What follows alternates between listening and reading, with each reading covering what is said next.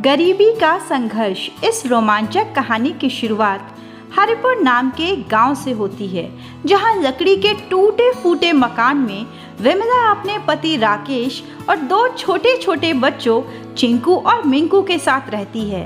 क्या आपने काम के लिए कहीं बात की? क्या आपको कहीं नौकरी मिली?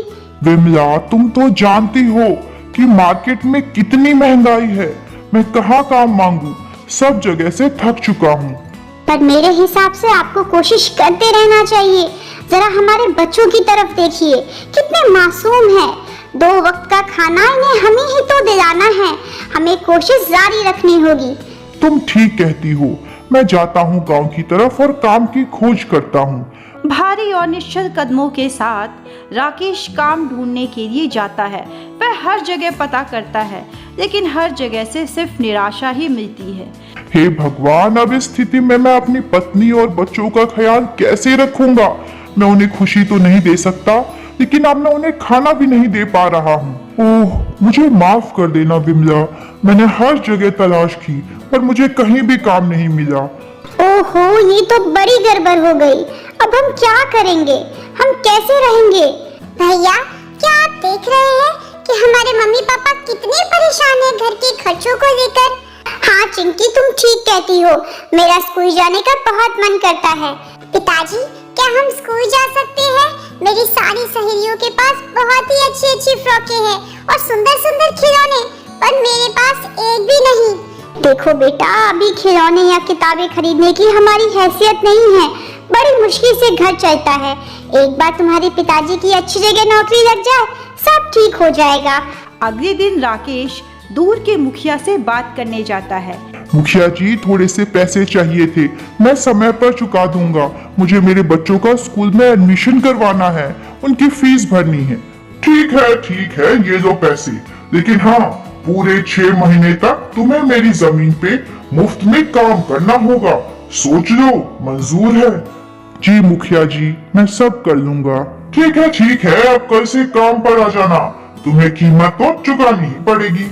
अगले दिन उनके हरिपुर गांव में कुछ बाहर से लोग आते हैं, जो लोगों को अलग अलग ट्रेनिंग देते हैं। जैसे किसी को मिट्टी के घड़े बनाने में, किसी को लकड़ी से टेबल कुर्सी बनाने में और किसी को ईंट पत्थरों से मकान बनाने में। राकेश भी खुद के लिए लकड़ी का कारोबार चुनता है। अगले ही दिन से उसे लकड़ी के टेबल, कुर्सी और बाकी अलमीरा बनाने का काम मिलता है। विमला, तुम्हें पता है, गांव में नए लोग आए थे बाहर से। अब मैंने लकड़ी का काम चुना है। जल्द ही मैं अच्छे से सारी टेबल कुर्सियां बनाना सीख लूंगा। हमें मुनाफा होगा। अरे हाँ, फिर तो मैं भी सिलाई कढ़ाई सीख लेती हूँ। हम दोनों मिलकर कमाएंगे।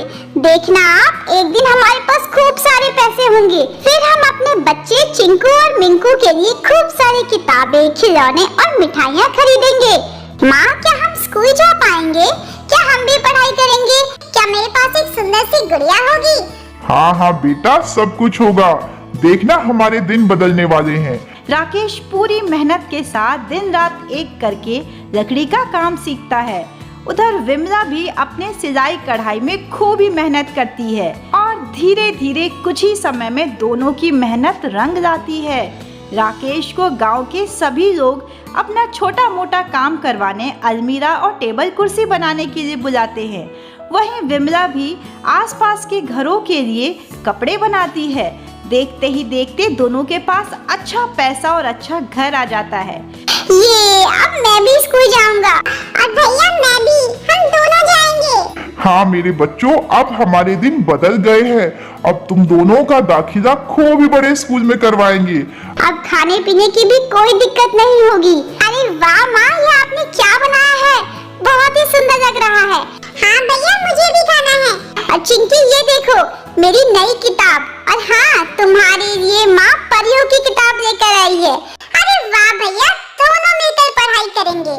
अपने बच्चों के चेहरे पर खुशी देख के राकेश और विमला की हंसी खुशी का तो ठिकाना ही नहीं रहता। जल्द ही राकेश अपने कमाए हुए पैसों में से उधार चुकता कर देता है। वह मुखिया के पास जाता है, सारे पैसे चुकाकर खुद को उसकी मजदूरी से मुक्त कर देता है और अपने चेहरे पर चौड़ी सी मुस्कान लेकर घर वापस आता है। वाह पिताजी, आप दुनिया के सबसे अच्छे पिता हैं। आप मेरे लिए नई नई कॉपी, किताबें, पेंसिल और कलर्स लेकर आए हैं। अब विमला को भी खाने में क्या बनाना है इसकी टेंशन नहीं होती। पिताजी, माँ बिल्कुल ठीक कहती थी कि हर किसी के जीवन में एक नया सवेरा और उजाला आता है, जैसे आपकी और माँ की मेहनत से हम दोनों के जीवन में आया है। हाँ भैया, पहले हम एक खिलौने के लिए तरसते थे, अब हमारा पूरा कमरा खिलौनों से भरा हुआ है। तो इस तरह विमला अपने पति राकेश और बच्चों के साथ हंसी खुशी हरिपुर में जीवन बिताती है। So I hope you enjoyed this beautiful story. Don't forget to share and subscribe for more videos. Thank you for watching.